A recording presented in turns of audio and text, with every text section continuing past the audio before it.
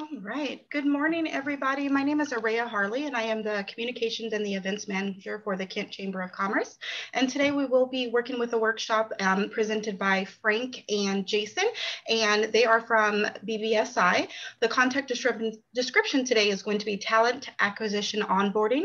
And as always, the Chamber will be recording this video. So if you missed it, go ahead and feel free to subscribe to our YouTube channel or shoot me a quick email and I can go ahead and email you this link. But again, it's best if you go to our YouTube channel. That way you can subscribe and you'll have the link. We will go ahead and start this presentation. If you guys have any questions, feel free to open up the chat. We will also have a portion where we will have a Q&A section for you as well. But again, if you have questions in between, feel free to start that in the chat. And Jason, I will go ahead and give you the floor. Okay. Good morning, everyone. Along with me in the presentation is my colleague, Frank Bicey. We'll give you a quick overview of BBSI before we go further. Frank? Great. Thanks, everybody. Really glad to have you here and part of this. But to give you a little context, what we wanted to do is share a little bit about what BBSI does. This is the first of a three-part series.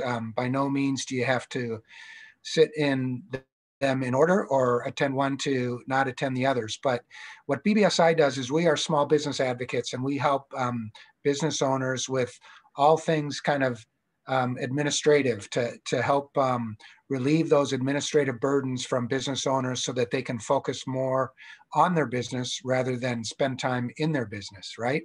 So we do things such as payroll administration, HR support, we have risk and safety mitigation.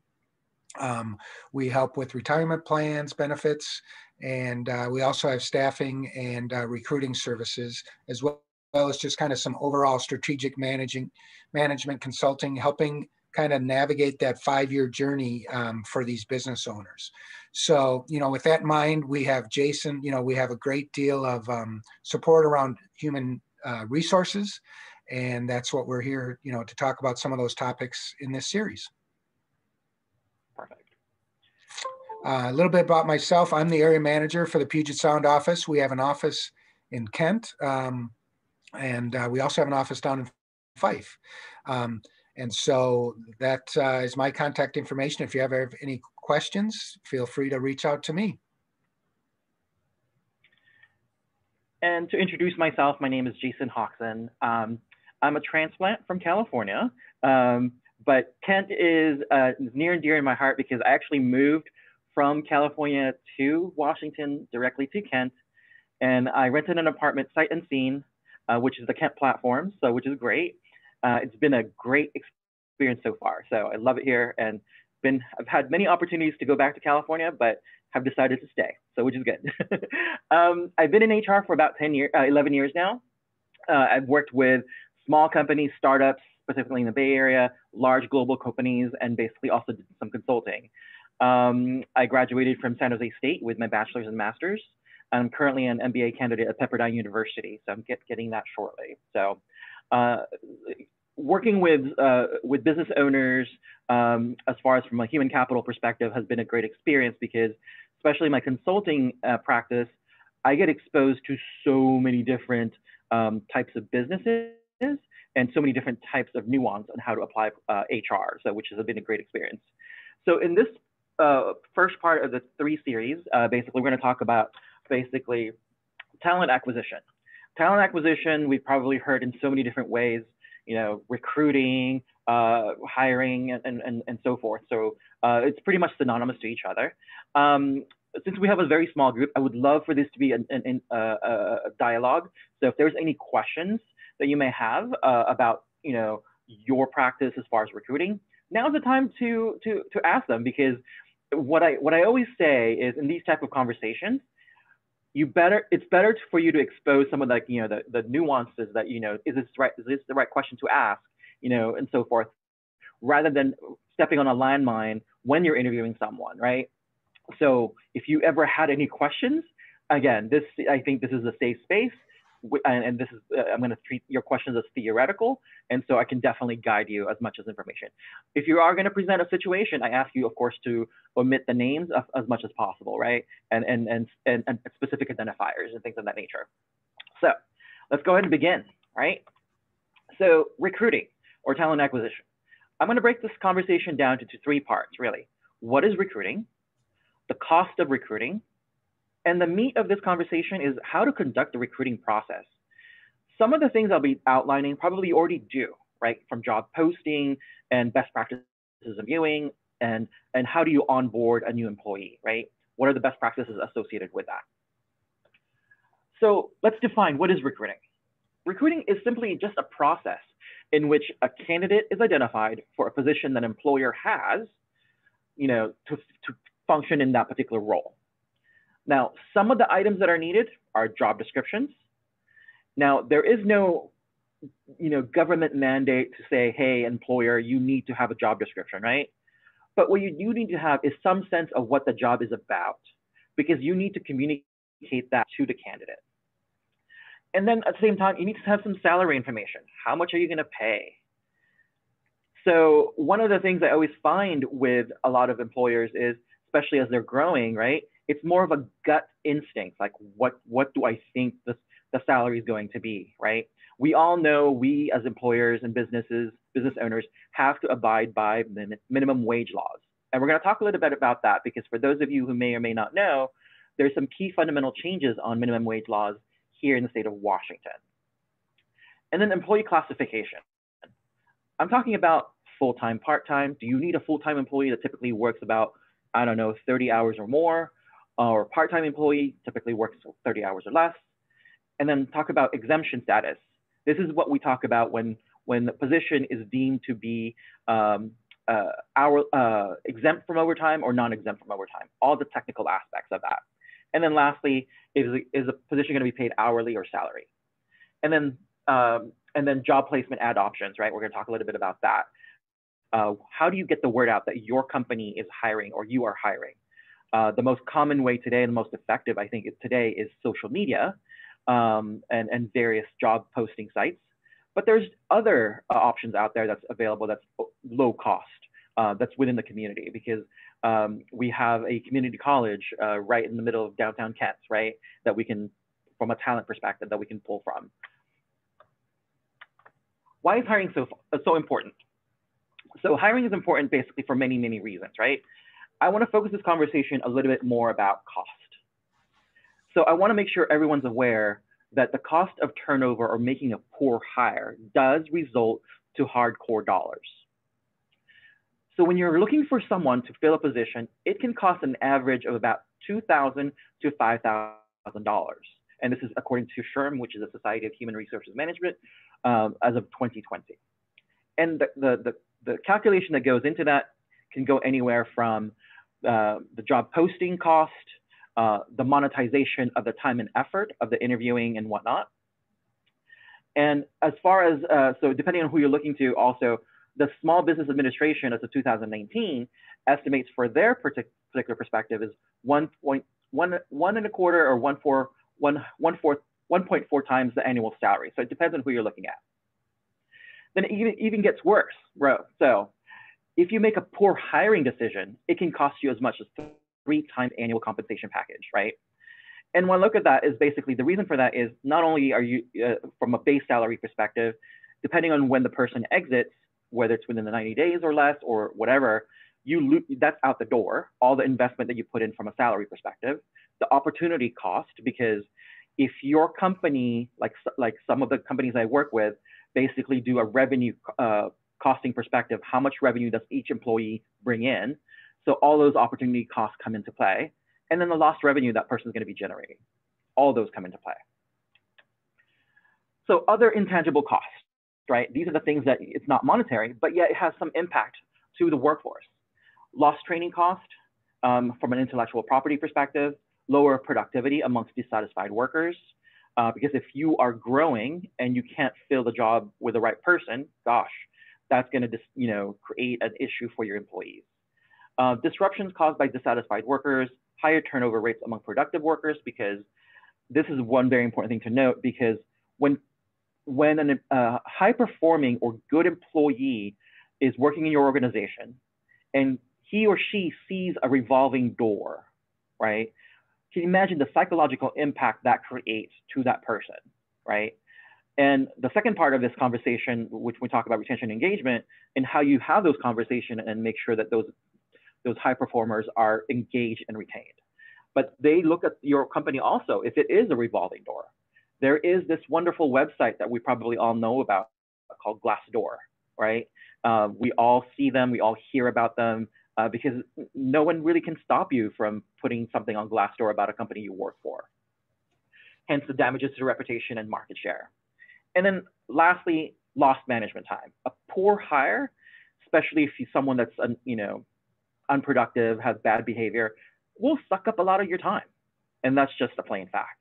And I know we've all been there. So let's get to the nitty-gritty of it. So making a successful hire. Structured and formal interviews always outperform unstructured or informal interview. I'm going to put a caveat here. I know we all have that gut instincts, right? That we know that we're going to get along well with that person because for whatever reason. But if you bypass structured formal interviews, I think you're doing yourself and your employees a disservice. So I always recommend being prepared increases the chances of a successful outcome. And really, an interview or talent acquisition process answers two questions. The first question is, can the candidate perform the job? This is the technical skill set questionnaires that we have and whatnot. And the second is, can my employees or I work with this candidate, right? That's the culture fit, within the organization, the personality fit.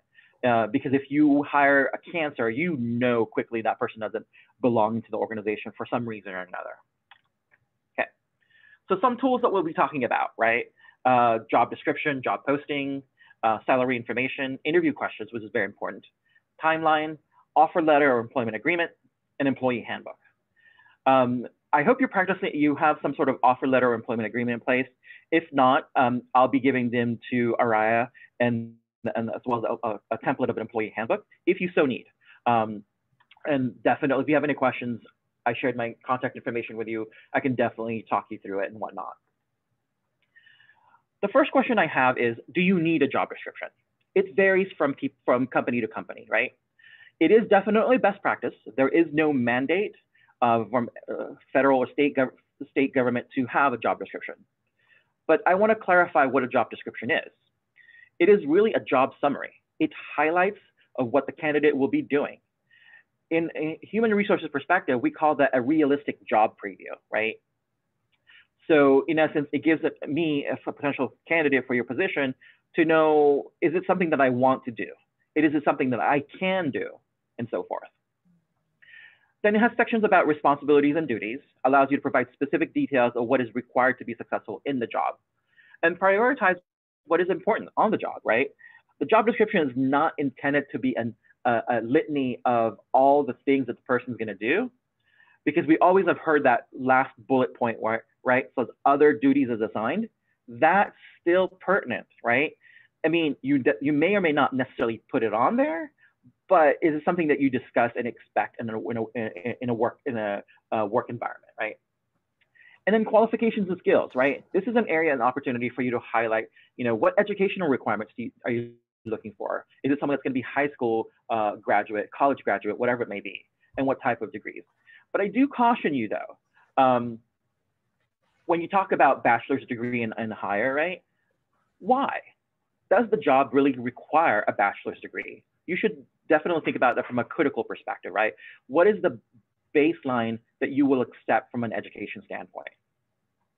And then certifications, like for my position as an HR consultant, right? For me, it does require a bachelor's degree because of the fact that, it is a requisite. If not, we also have, in lieu of that, it'd be five or more years experience or whatever it may be, performing HR functions.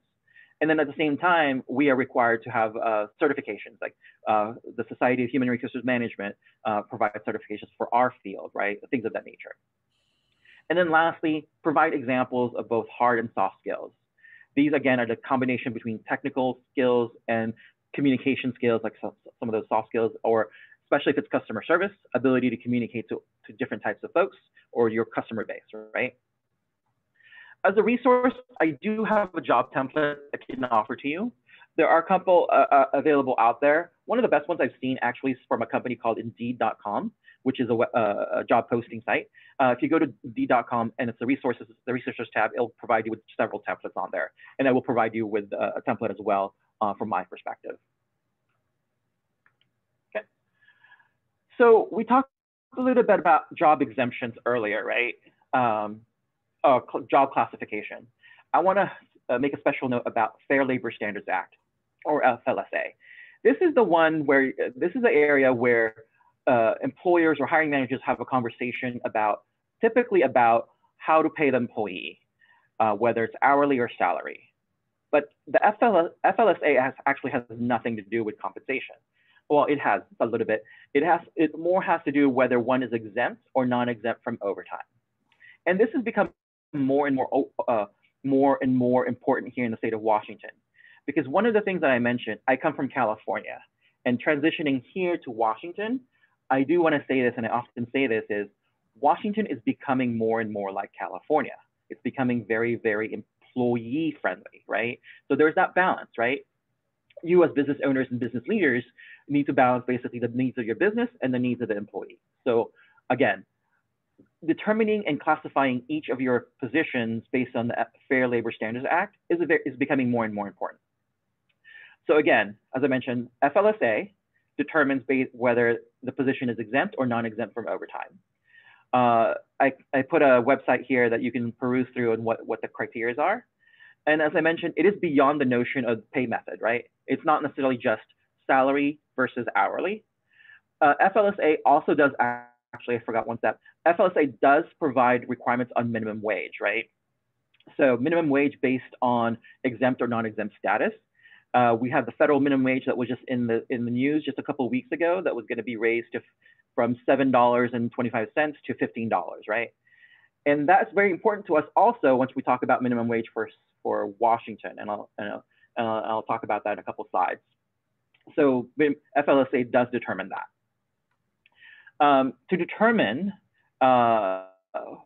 if your position, which exemption status your position the position you're hiring for should be on, there is a test associated with that. The lower left-hand corner boxes on that URL, there is a 5-pronged test that the IRS and the Department of Labor has created to determine whether a position is exempt or non-exempt. The first one is, of course, minimum wage, salary, if you meet that minimum wage requirement. The next one is duties and responsibilities. There's a lot of criteria that goes into that, and I only highlighted these two because these are the easiest to determine. The most common with the duties and responsibilities is typically how much control does this person, or decision-making power does this person have in his or her role? If this person is autonomous and can make decisions, without their direct manager, without input from their direct manager on every single transaction, it is most likely that this person can pass the exemption status being non-exempt. But if it's someone like, say, an admin assistant and takes orders from the manager directly on every single transaction or majority of the transaction, the likelihood of that position passing that FLSA status test is probably slim to none. So most likely going to be an hourly position. With FLSA, there is some exclusions. Agriculture, some positions in agriculture is excluded. And this is one thing that's kind of interesting. Movie theater positions are also exempt from FLSA, which is very interesting. So, but if you have any questions, if your industry is exempt, I would recommend to seek legal counsel or reach out to me if you have any questions. My ultimate advice as far as FLSA status is, if you do not know, I can't decide, I always recommend go with an hourly non-exempt employee, meaning that person is going to be eligible for overtime. Because that way, there would be no misclassification issues for you down the road. So therefore, it's a little bit more management, takes up a little bit more of your time from a management perspective. But in that case, it gets you, it mitigates any risks for you going forward. Now I want to switch it a little bit over to minimum wage. There have been 2 fundamental changes in minimum wage as of last year and this year. So everybody knows LNI, Labor and Industries, determines the state minimum wage. And there's a federal minimum wage also we just talked about, right? So LNI just recently changed how it determines its methodology and how to determine minimum wage using consumer price index. So consumer price index basically is the changes in prices in the urban markets that we have here in Washington, right? It is measured by the BLS, which is the Bureau of Labor Statistics. So each year, usually around September timeframe, LNI releases and publishes their minimum wage. And it's currently right now at $13.69. Seattle and SeaTac and Tacoma used to have their, well, Seattle and SeaTac still has their minimum wage ordinance, which is states above the state requirement, which I think they're about $16. Tacoma had one at one point, but the state minimum wage actually reached up, aligned with Tacoma's, and they have not updated theirs as well. But Kent does not have any local ordinance, so which is good. We abide by the state mandate. So that's the first change that occurred in Washington. The second one is prior to 2020, when I talk about when we talk about minimum wage, typically the $13.69 an hour is for hourly non-exempt employees. Prior to 2020, there was no minimum wage for exempt employees. These are your people that are most likely managers or manager positions. But as of 2020, last year, there is now a minimum wage requirement, which is 2.5 times the current state minimum wage for the hourly folks. So what that equates to, anyone who is an exempt employee has to get paid 13.69 times 2.5, which is $34.23 per hour, or $72,000 a year. Okay. The mandate came into play in July 1st, 2020. It's in a two-pronged approach. For employers with 1 to 50 employees, you have until 2028 to gradually meet that requirement. Okay. But for companies with 51 or more employees, that was effective as of July 1st, 2020. So if your organization has 51 or more employees, I strongly recommend you review your compensation structure and make sure you put some practices, some steps in place to get to the 72,000 mark as far as that's concerned. And now you know why the chatter a couple of months ago about the federal minimum wage comes into play, right? Because the federal minimum wage was proposed was $15 an hour, which is above the $13.69 that we had for state, which would have forced Washington to put the minimum wage to $15 an hour. Okay, and it would heighten that $72 would have been, and with the 2.5 times in place, that would have made that $72,000 a lot higher. So, okay. So let's go back to job posting, right? So how you then recruit for positions. So a job posting really is an advertisement, right? It's a position that it's a job posting that you can talk about your position to attract candidates. You can put it on job websites, local schools, local coffee shops. Those are still very, very effective because depending on who you're looking for, right? And what type of position. I had a client at one point that was looking for, it was a chiropractic office, and they just needed a part-time person, right? We didn't go the route of Indeed, ZipRecruiter, things of that nature. We actually went and posted jobs on local coffee shops because guess where moms hang out right before, when they drop off their kids in school, they go to their local coffee shops, right? As a potential hangout place. So, and we found a lot of good candidates from that particular job posting. Job advertising websites are collections of job listings that are available for job seekers, right? To open find positions. It is often fee-based, like Indeed.com, ZipRecruiter, LinkedIn, Craigslist, Career Builder, and more. However, there are some features like for Indeed and ZipRecruiter. I do know that there is some free or low-cost features for them. So it's not as effective as if you would to subscribe for them, but it definitely depends on what you're looking for, right? And then for low cost or no fee at all, I hope you're partnering with school career centers, other nonprofits like the Chamber, right? The Chamber can definitely assist. I believe, Aria, if you tell me if this is not true, but local nonprofit organizations have a lot of connections, right? This is a good way to promote the positions that you have in your organization. Yeah, I actually put it in the chat that we also can do that for you as well. I just put that in the chat. Good. storefronts, right? It still works. And I think where we're at in Kent, we're right by the Amazon fulfillment center. I still see, A boards, hiring for these, fulfillment centers all across, right? One of the big companies next door to us is HD Supply. They have a big banner, right? Those are still very effective. Don't forget those. And then, of course, community boards, community centers. There's a lot of people these are still tried and true practices that are effective, especially if you're looking to promote your company and looking to hire from within the community. So for job postings, I want to put a word of caution. This is something that I just cut. I hope your company is not on this one, but I apologize if it is. This is just a screenshot of Craigslist that I put yesterday, right? That I pulled this from yesterday. Does anybody see anything concerning here in some of the verbiage? Can you read that?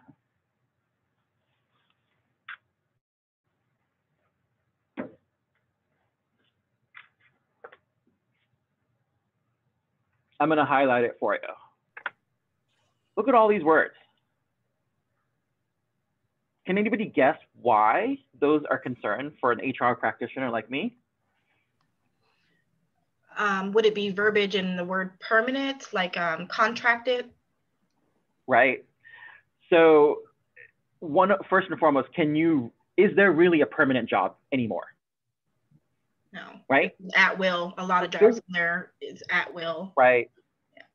So here's the thing that I'm going to fast forward the timeline on this, right?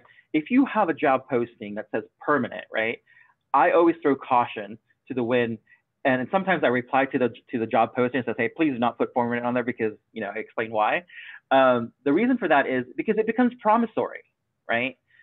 In the eyes of a legal counsel, and if you end up terminating the person for whatever reason, and none of us had to reduce last year, right? Because of the pandemic. It wasn't because of we wanted to, we had to survive, So the positions were no longer permanent. So again, be careful on using the word permanent. What I do recommend, regular full-time employee, regular part-time employee, or temporary positions. Refrain from using permanent. The reason why I bring this up here, because as you can see here, this is just one screenshot from yesterday, right? There's like 6 or 7 of them, and this is only one portion here in the Seattle area, right? And so can you imagine in the span of, I don't know, a week or 1 month, how many more job postings will pop up? So again, just a word of caution. So let's talk about the process a little bit more, interview overview. So when a candidate comes in and applies for your job, whether it's posted on Craigslist, Indeed, or whatever it may be, if you have an applicant tracking system, great. If not, no worries, it's not really needed. So they apply for your position, right?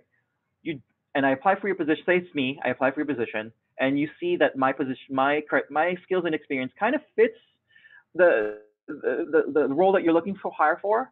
And here's some of the things you might want to consider. A phone screen. This is something before you bring them in or have a more in-depth conversation. This is a 30-minute conversation to really just, dwindle down the hiring pool. Because if you had 100 people, apply for your position, you're not necessarily want to interview all of them, right? You want to dwindle it down to the best candidate. And the first part is the phone screen. From the applications that you receive, whether it's a resume, whatever it may be, you pick and choose which ones are the most likely candidates that matches your requirements. And the goal of the phone screen is really just, does the candidate have the appropriate skill sets and experience to fit the jobs? This is what you're looking for, right? And then also compensation alignment. And have that conversation early on, because of the fact that if you are looking to fill a position that pays $20 an hour and the candidate has had jobs and experiences that pays $30 an hour, I don't know, depending on your cash flow in your organization, I have not really experienced where an organization will go up to meet that need. It's usually you can afford what you can afford, right, from a compensation perspective. So if the person doesn't fit that requirement, and based on what the jobs, the skills that persons provide. Now, if it's a strong performer and checks all the boxes of the requirements, that's a different conversation. But if it fits some of it, but the person asking for $30, $40 above your compensation, it doesn't align. So you may not want to proceed with that particular candidate. Once you've done a phone screen and dwindled it down to probably say 5 to 10 people, you may consider invite some of those folks to an in-person or now virtual interviews through either just Zoom like this or whatever it may be. And the goal of that is, again, an in-depth understanding of a job person fit. This is the technical skills questions that we talk about. If you're hiring for an admin assistant position, how many words do you type an hour? What type of technology have you used in the past, and how have you used them? All those things. And at the same time, sometimes most people, it's often forgotten, is you've got to really ask questions and understand the company culture and the person fit, right? This is, again, does the person align with what I'm trying to do with my business? Can I see this person fitting in with the other of my employees in the company, right? You have to ask questions from a culture fit perspective. And if you don't, you're kind of basically just testing the waters out and trying to see what sticks to the wall. Also, you might want to determine the interview team. How many interviews are there going to be? Is it going to be one-to-one? Is it going to be a panel interview? Is it going to be one day versus multi-day? All those things to consider. Because depending on how large your company is, all those things come into play. But if we're talking about a small organization, it may be just one interview, depending on who makes that decision, right? But I ultimately say the person who's going to be working the most with this particular position should be included in the hiring process. Because you don't want to pair up someone that, just because it's like kind of like a dating game, right? You don't want to go on a blind date, and this is not that place to have that blind date. As much more fact finding that you have in preparation, the better your success will be. Okay, so let's talk about conducting interviews, right? This is now the face-to-face or Zoom interview. How do you structure it, right? Typically, an in-depth interview takes about 45 to 60 minutes to make it really concrete, right? And I structure it in this way, right? Opening conversations, right? You definitely want to start an icebreaker. How's it going? How was your weekend? Things of that nature, just to make the candidate feel at ease. Because here's why. Because the person's probably going to be nervous as heck in that interview. I've been through many, many interviews. I still get butterflies. I still get anxiety because I don't know what the other person's bringing to the table. I don't know what that person's going to ask. I can anticipate it, but all those things come into play, right? I just don't know. There is this concept called uncertainty theory, right? It depends on how comfortable you are with uncertainty. And that's come into play into situations like this, right? So the first 5 minutes, you should definitely, do an icebreaker. How do you find, how are you finding the job market? Is it difficult? Are you getting a lot of bites? Things of that nature. Get that understanding. And I like that question because of the fact that as an interviewer, it gives me a baseline, really, what am I competing against, right? If this person's getting a lot of bites, gosh, I wonder if there's something more to it, right? And then go into experience and skill sets, right? 10 to 20 minutes, ask clarifying questions about background and skills. If they said, hey, if you're hiring for a sales position, I generated $10 million in sales annually, right? Great. Now, how did you do that? What steps did you take to do that, right? All those clarification questions, right? And how would you see that apply to my organization? Because that we're talking about then. All those questions are fair play, right? All those skill sets based on what they know, what they researched about the company, and what products you sell or services you sell. If they can apply that sales skills to your organization, how do they see it being applicable to your organization, right? So all those come into play. Also, you might want to look into do they have the required background and skills, right? Remember, the candidate has already been screened by you and possibly a recruiter. So this is a time for you to clarify some questions, right? And because you have about 45 to 60 minutes, this is where the meat of the conversation starts to come to fruition. And then conducting interviews, competencies.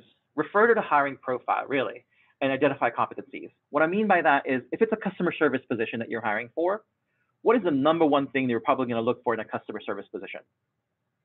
The ability to communicate, right? How have you been able to communicate with angry customers? Because guess what? As business owners, we all have them, right? We all have angry customers at one point or another. how has this person experienced that? How have they worked over that, and so forth? And potentially provide some sort of situational questionnaires, right? And most of you have probably heard this term, behavioral-based questions. Behavioral-based questions starts off something like this. Tell me about a time that you handled an irate customer. What did you do and what was the outcome? The reason why we ask those type of questions is because there is a notion, and it's a kind of proven fact, that past behavior is a good predictor of future behavior. So that's why you would ask that type of question and frame your questions in that manner. And then lastly, definitely leave time for some questions to close before you close, and ask the candidate, what questions do you have for me? This is a great opportunity, and you should always ask this, leave room for this, because this is where the critical thinking comes into play for the candidate, right? Because as much as you are interviewing the candidate, they are probably interviewing you as well. This is a time for them to have clarifying questions for you, and it gives you an opportunity to really judge and determine the quality of the questions that these candidates are posing to you as business leaders, right, and business owners. Now, for those of you who've interviewed many people in the past, there might be some questions that the candidate throws at you that you don't know the answer to, right? And that's perfectly fine. It's embarrassing, it'll be awkward, but it's perfectly fine. You can definitely table that and say, you know, let me get back to you and think about that. I just don't have an answer for you right now. So that's definitely doable, because it's a human, I mean, part of this is a human dialogue, right? There's definitely, you want to learn from each other. And what the situation calls for is highlighting is the person has identified something that you haven't thought about, and you require more time to think about it. So let's talk a little bit more about interview best practices. Know the hiring profile. Again, as I mentioned, we talked about the job description, what you're looking for, things of nature. Understand the desired aptitude, and skills that you're needed in the role. The interview process that you just went through should have given you information about this, right? Know the candidate. Review, if there was a resume, great. It gives you a good preview of what to expect. And again, depending on how you're looking at the resume, look at the words that they use, right? Is it highfalutin words? Is it, simple words, all those things. And you get to get an understanding a little bit more about the person, right? And how to communicate with him or her. And again, know what you're going to ask. Review and develop sample questions. And if you don't have sample questions right now for your positions, definitely you and I should have, I can help you with that. You can also Google them, but again, be careful, and we'll talk a little bit about some questions on what to ask and not to ask. Also ask culture fit questions, right? And this is very important, like I said. I think technical skill set is as important as culture fit questions. Because if your organization is prone to, I don't know, conflict for whatever reason, you might want to find out how this person deals with internal conflict in the organization. Because the last thing you want is to bring into an organization is someone who doesn't do well with conflict, right? That's going to be a very unsuccessful hire. So, and know where you're going to probe, right? If attendance is an issue for your organization, you should always ask, hey, in the last 60, 90 days, how many times were you late, right? All those questions are simple questions that you might want to watch out for, because those are the things that you have to look at your organization as it stands today and what you're looking for in the future. At the same time, if you're hiring for a construction, can they use a hammer, right? One of the things that is growing in popularity today is it's a working interview, where you have a case study and you have people respond to it, right? For a construction site, for example, do they know the difference between a lug nut and a bolt, right? You may have some tools right there on the table and ask them, identify this for me, right? Or show me how you would use this, all those things, right? All those things are fair play. The only caution I have with that, with those case study interviews or working interviews, is the length of time it takes a person to respond, right? If it takes a full work day and they haven't been hired for you, you may want to ease off. You may want to use something that's a little bit more feasible. Say an hour's worth of effort is probably good. Okay. So during the interview, here's just some common things: be engaged, establish rapport, put the candidate at ease, as I mentioned. Start gently, create positive candidate experience. Look at the person talking, head movements, and so forth. Paraphrase. The one thing I do caution about establishing rapport is some of the questions that you ask, right? And how you know, hey, what did you do yesterday? You know, did you see that game or things of that nature? Because not everybody may want to. One of the things, I'm going to give you a real life example. When I was interviewing for my job here, one of the jobs here in Seattle is I don't follow the Seahawks, so sorry about that. And I was constantly getting asked questions about the Seahawks as an icebreaker. And I quickly learned, coming from San Francisco Bay Area, we have at the time the Niners, we had the Raiders, so we had multiple teams to support for. But here in Seattle, you only have one, and everybody prays to the Seahawks, right? And I'm praying to the Seahawks now because I have some Seahawks logo wear. But you see what I'm trying to say? It's like I may not fit the culture at the same time, so you gotta be careful on some of the engaging questions that you may have because it may throw you off. It may throw out the candidate as well. Again, be thorough. We talked about ask behavioral-based questions. Be curious. Again, curiosity is always great, right? To the point of understanding and get to know this person, because you have 60 minutes at least to determine whether you want to work. You're going to be working with this person side by side for the next, I don't know, several years, right? So again, curiosity is always good in this particular area. Seek a balanced picture, right? In addition to success stories, find out areas that did not work, right? Because we all encounter situations where we make mistakes. You want to find those out as well, because that's a good learning opportunity for you and for the candidate to see how vulnerable they are, right? Because how do we really learn? We really learn through mistakes, right? How do they overcome those mistakes? Because guess what? As they come to learn your company and the positions in your organization, there's going to be some mistakes along the way. So how you recover from that, how you manage through that is key. During the interview, there's a couple of things I want to highlight here. Watch for biases. Because there's often that notion where we identify with people that are similar to us, right? So we tend to be gravitated towards those individuals, so watch out for those. The one thing I do want to highlight here is being consistent with questions with all your interviewees, right?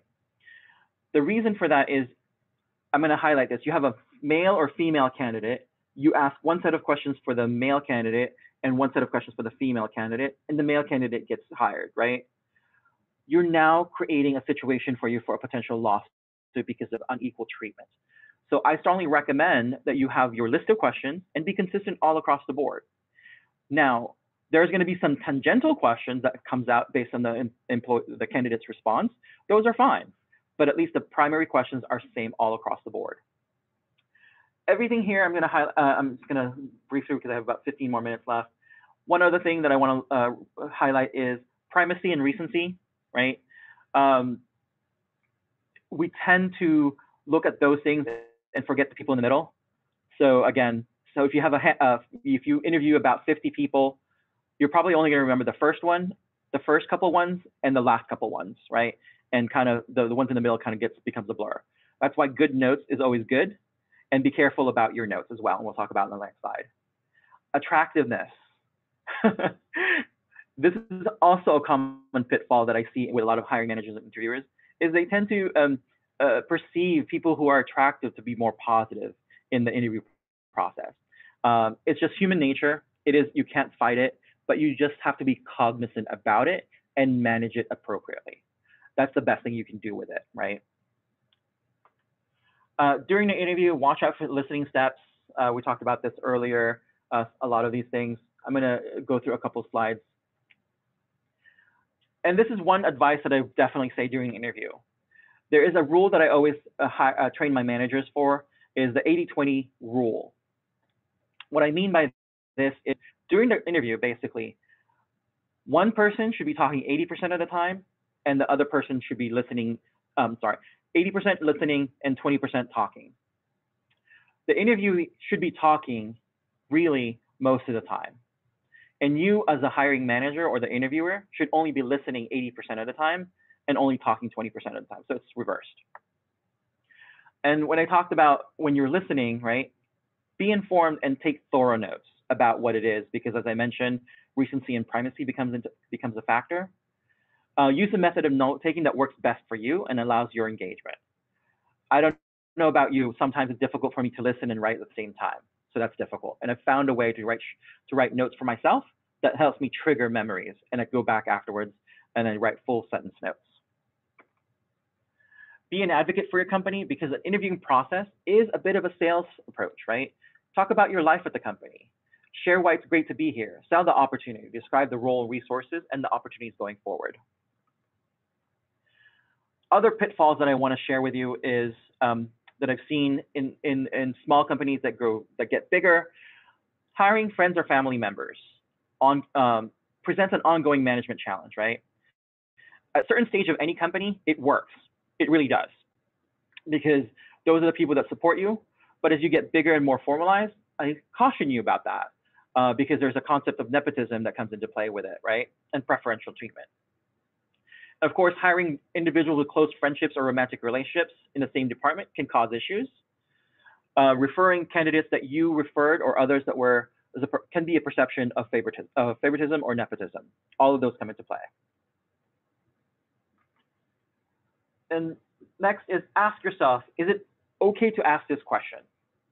So the front on the left-hand side is a real-life example. I had a client in San Francisco that would always ask the question, which do you prefer, Star Wars or Star Trek?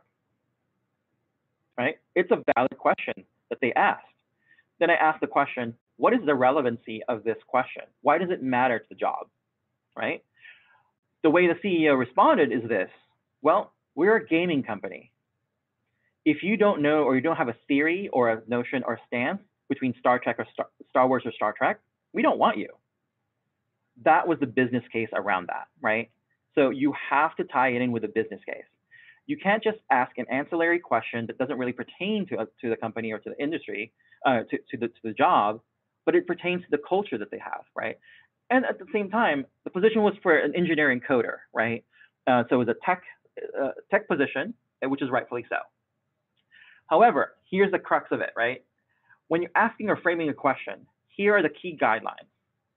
There are questions that you should never ask questions based on. There are 9 protected characteristics based on the equal employment opportunity laws and guidelines that you should never ask questions to. One is age. Another one's race, ethnicity, or color, country of origin, sex or gender, religion, disability, marital status. And in Washington, we'll talk a little bit about that. So all of those things are prohibited from asking. And I'm going to use age, for example. You don't necessarily need to ask the question, how old are you? You could be having a conversation such as, hey, what did you do this weekend? I celebrated my 45th birthday, is how I responded. Now you're talking about age in an interview, right? So all those things, so just be careful in how you bring up certain conversations and so forth. And you may inadvertently bring something up, depending on how the candidate replies. In Washington, we have the same criteria and then some. We also have laws that prohibit asking questions about sexual identity, gender identity, all those things. There's a litany of information. There's also a couple of questions that just started a couple years ago, which is the Fair Chance Act. For those of you who may or may not know what this is you are no longer allowed to ask questions about one's criminal history, right? You can only ask it at the time of offer. So during an interview, you can't ask it, but at the time of offer, you can. There are 2 caveats to that, though, however. If you are hiring for a position that works with children, elderly, or disadvantaged folks, right, you can ask that right away. And if you're asking for a financial position, like a CFO or a controller, whatever it may be, dealing with the financial sensitivity of the company, you can ask that question right away. So those are the only 2. Pretty much my recommendation is just don't ask it until the time of offer. So. And then once you ask that question, what's the, what if they do say that, hey, they have a current felony or something of that nature, then how do you proceed from there? Very good question. So if you encounter this situation, you would definitely have you would definitely, if you have an HR person like me, you would definitely refer him or her to me. And I would have this talk track, right? Unfortunately, this position requires X, whatever it may be, the position. We have to disqualify you from your candidacy for this particular position because we require you to be clean or not have any felonies for this particular position, right? And it's as simple as that. You don't necessarily want to go into detail on what the felony is all about because that is a slippery slope. But basically your goal now is to disqualify them for the running for this position. Now, if there's another position that you can offer, you know, that they'd be, you know, available for, that's a different conversation. But for that position alone, you have to disqualify them. So before we get there, because obviously that's disappointing if you've done 2, 3, 4 different interviews and you really like this person and this and that, and now all of a sudden you have this offer letter and you've asked that, you know, question and now you're not interested anymore. Is it recommended to have some sort of snippet or blog in your summary description or even on the application? Well, you said we can't ask that, but just saying that we don't accept clients that have felonies somewhere in the description. That is a very good point. So that is definitely a note that I would put in the applicant file, that basically this person was disqualified because of X, right? And it would be because of that the person has communicated that they have a felony, you know, that within, you know, depending on how much they provide to you, they have a felony of X, and provide that in the notes, and then that would be it. And that it's a little bit harsh. Well, I mean, in the beginning process of the resume, you know, the description of the job summary, I mean, can we put it in there somewhere that don't accept people with felonies? You can. The only thing I caution you in that one, right? I would put it in a sense that this position requires, our company requires you to have a clean background or things of that nature. Where unfortunately we're unable to accept someone with a felony at this time. So, or this position requires X. So some sort of requirement about that job that prohibits you from hiring. Because again, if you're in an industry that, if you're a daycare center, you definitely want to have that on there, right? Or a bank or whatever it may be. That's something that you might want to consider about that. So you can definitely put that in the job posting. I would definitely clearly and be careful about the wording of that. And then if you need help with that, if that applies to you, you and I can definitely talk offline to discuss that on the wording of that. Okay. There's another quick question in the chat. I just threw it in the chat for everybody to see, but it says, when considering the minimum wage for exempt employees of $72,000, is that net or gross? And then can that include other benefits such as rent, subsidizing, et cetera, in calculating the $72K? It is gross annual pay. As far as, depending on all those tips does come into play, any other perquisites, it has to be earnings, right? If whatever perquisites that you're adding on to the compensation is considered earnings, meaning it's taxable, then yes, it will be considered as part of that compensation. Okay. Any other questions? Okay, let's move on. So now you've identified the person, right? The person you want to bring onto the company. What do we do next? Making the job offer, right? There's a couple things that you want to consider here. There's definitely the verbal offer, having that conversation. Hey, Jason, we would like to offer you the position of HR director at so-and-so company at this amount, right? You have a verbal conversation, right?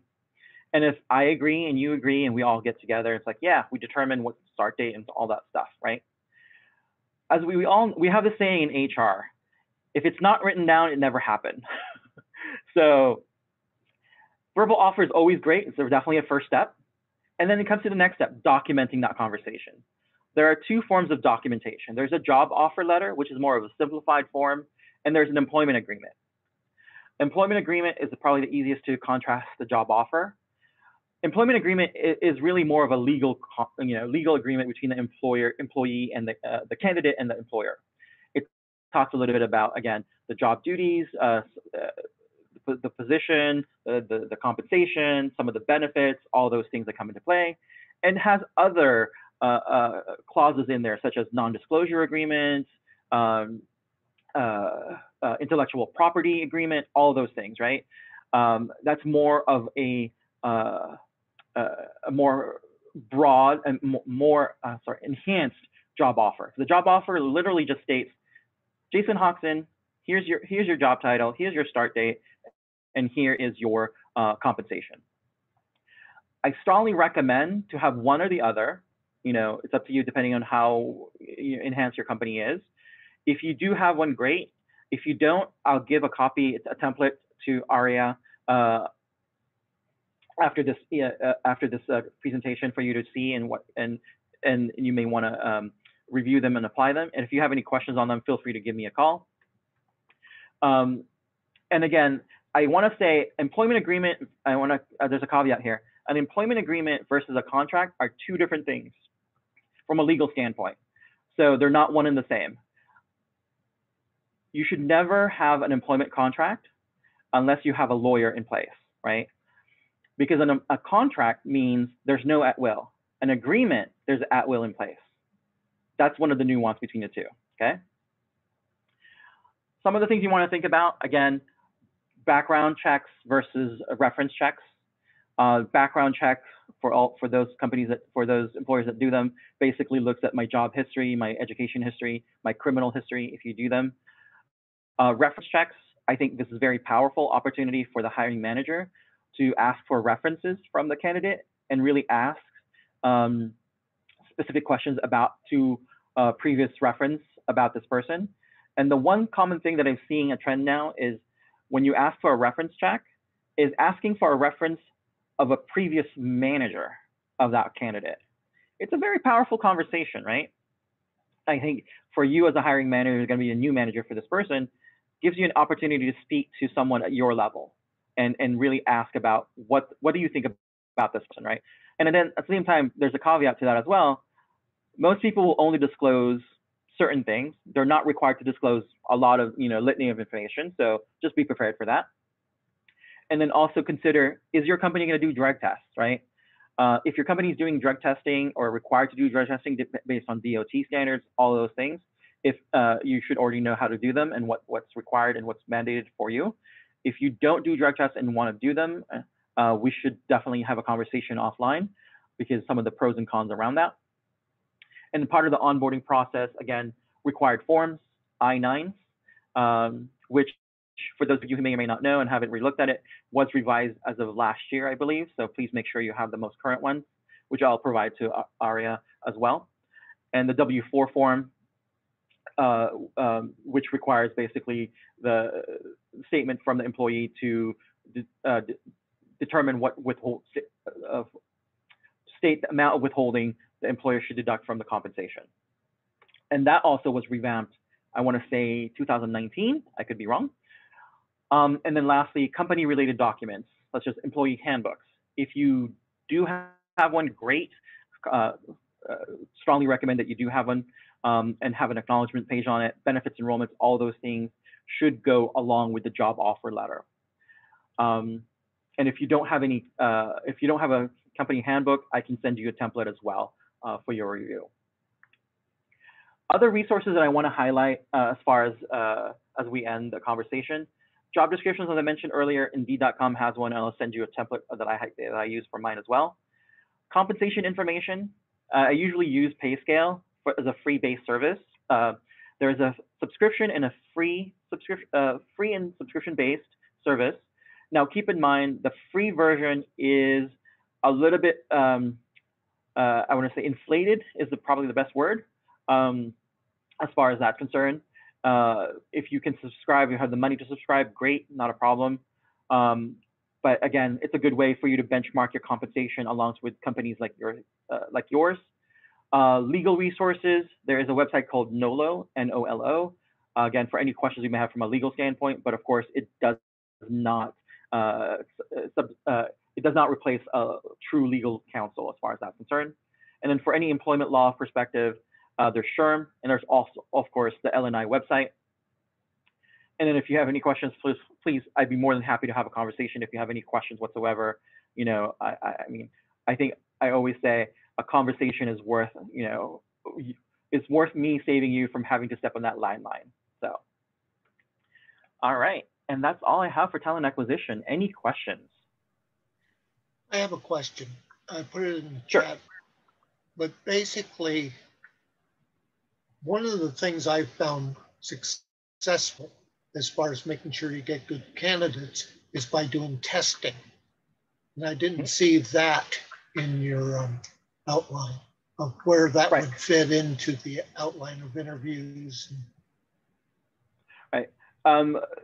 Are you talking about personality tests like psychometrics, like a exactly? Right. So like one of the and some examples are like the DISC profile, predictive index. All those things are very popular nowadays. Those are very powerful, right? You have to be careful because one, there's a cost implication, right? Mm-hmm. Two, you have to apply them equally, right? You can, and you have to make a policy on when you apply that. Do you apply it to at the beginning stage for every person that applies, or is it towards the last, at the time of hire? Same situation that Aria pointed out, right? If the person does not, and then at the same time, once you get the result, is the result going to be a disqualifier for you, right? If it doesn't fit the mold that you're looking for.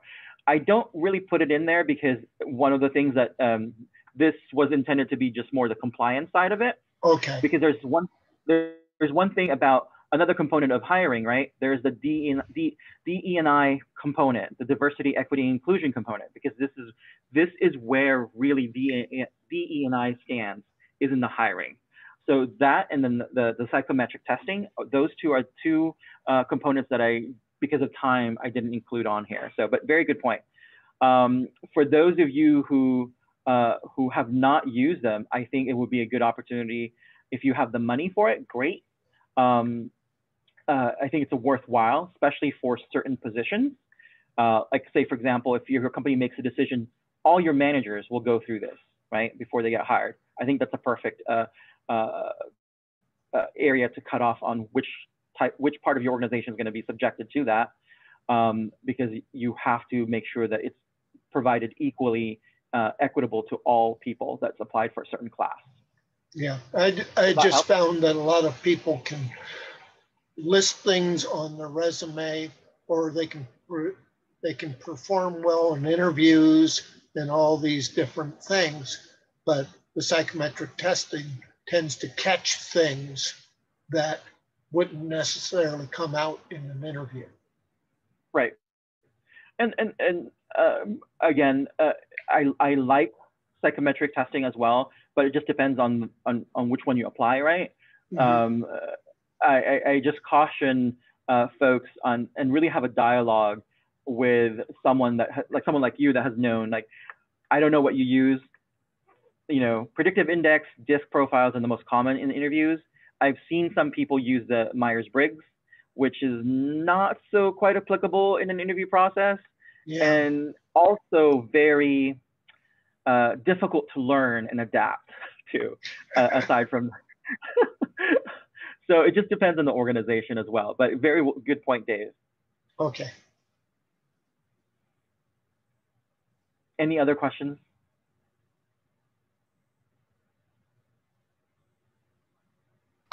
Perfect. I will turn it over to Arad and then to close out the conversation. All right, thank you for joining us, and thank you, Frank and Jason, for presenting. And I do believe we will have these slides available for review. I'll get it out to you guys within the next 2 or 3 days, as well as the recording will be on our YouTube channel, as I mentioned. So please go ahead and subscribe when you go to view that.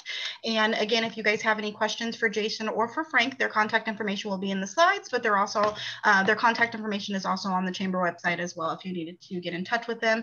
Again, thank you all for joining us. Have a great day. Bye. Thank you. It was a pleasure. You're welcome.